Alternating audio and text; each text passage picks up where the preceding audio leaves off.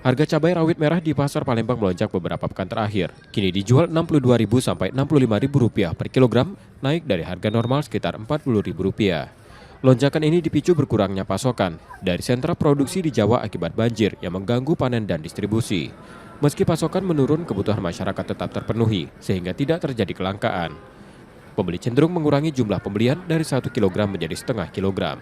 Cabai merah keriting tetap stabil di Rp30.000 per kilogram, sedangkan bawang merah dan putih dijual rata-rata Rp40.000 per kilogram. Dari harga 50 sekarang 65. Sejak kapan itu nih? 3 hari yang lalu. Itu menyambut bulan puasa nih naik. Iya. Oh, dua. Kalau untuk pembeli gimana, Bu? Ya agak kurang lah. Kemarin sebelum naik tuh dia laku. Kalau sekarang Ya, belilah sedikit-sedikit sekarang. Kurang beli.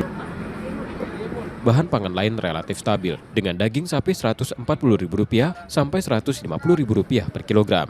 Ayam potong Rp37.000 dan telur Rp27.000 per kilogram. Reski Oktora, Pokles Diferensial, Kompas TV, Palembang, Sumatera Selatan.